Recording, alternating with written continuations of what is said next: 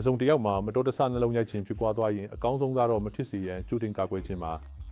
ဒါပေမဲ့တေဟာရှိပြီးသားဖြစ်သွားပြီဆိုရင်အနည်းဆုံးဆေးရုံကိုတွားပြီးကတင်နဲ့ extra ဆေးပေးပါကုသမှုကိုပထမတစ်နာရီအတွင်းပြုလုပ်နိုင်ရင်နှလုံးထိခိုက်မှုကိုလုံးဝကာကွယ်နိုင်ပါတယ်ဒါဟာသွေးလမ်းကြောင်းပိတ်သွားတဲ့အခါမှာနှလုံးကအချိန်ကြာသွေးမရရင်မြူကော်ဒီယမ်ဆိုတဲ့နှလုံးကြွက်သားတွေထိခိုက်သွားလို့ပါပဲပထမတစ်နာရီအတွင်းအနည်းဆုံးဆရာဝန်ဆေးရုံကိုတွားပြီးသွေးလမ်းကြောင်းကိုဆေးဝါးဖြစ်စေ primary စိုက်လုပ်ခြင်းဖြစ်စေဖွင့်နိုင်ရင်နှလုံးကြွက်သားတွေကိုကယ်တင်နိုင်ပါတယ်ဒါကြောင့်ပဲပထမတစ်နာရီကိုရွှေရောင်နာရီလို့ခေါ်ကြတာပါပထမတစ်နာရီအတွင်းသွားနိုင်ရင်နှလုံးထိခိုက်မှုအများစုကိုကာကွယ်နိုင်ပါတယ်တစ်ဖက်မှာတော့ဘိုက်အောင်နာလို့ထင်ပြီးကိုလစ်လူရှူဆေးရုံကိုအချိန်မတိုင်ခင်မသွားဘူးဆိုရင်တော့နောက်ထပ်နောက်ကျသွားလေးနဲ့အမျှနှလုံးထိခိုက်မှုကပိုများလာပါတယ်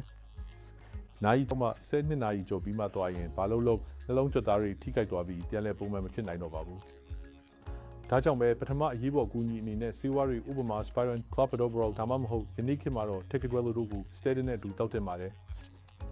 အနီးနားမှာရှိတဲ့နေရာကိုသွားပါအပလိုလိုပုံစံ primary စိုက်စနစ်ရှိတဲ့နေရာဆိုရင်တော့ကျွန်တော်တို့ကဓာတ်ရိုက် catheter ထည့်ပြီးသွေးတုံးကိုဖယ်ရှားပေးနိုင်ပါတယ်သွေးလမ်းကြောင်းကိုပြန်လည်ပုံမှန်သွားအောင်လုပ်ပေးပြီးနှလုံးထိခိုက်မှုကိုတားဆီးနိုင်ပါတယ်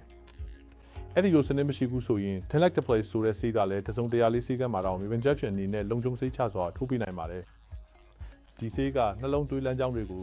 80%အထိပြန်ဖွင့်ပေးနိုင်ပြီးနှလုံးထိခိုက်မှုကိုလည်းတားဆီးပေးနိုင်ပါတယ်ဒါကြောင့်ဒီကိုကနဝတ်ဆိုတဲ့အကြောင်းကိုသတိထားပါရင်ဘတ်အောက်နာမျိုးရှိရင်အချိန်မကြာခင်ဆေးရုံကိုသွားပါအနည်းဆုံးဆေးရုံကိုသွားပြီးတနာရီအတွင်းကုသမှုယူနိုင်အောင်ကြိုးစားပါဒါမှသာနှလုံးထိခိုက်မှုကိုရှောင်ရှားနိုင်မှာပါဒါကိုလိုက်နာနိုင်ရင်နှလုံးရိုက်ခြင်းဖြစ်ပြီးနောက်မှာတော့နှလုံးထိခိုက်မှုမရှိဘူးဆိုရင်တာမန်ဘဝနဲ့ဆက်လက်နေထိုင်နိုင်ပါလိမ့်မယ်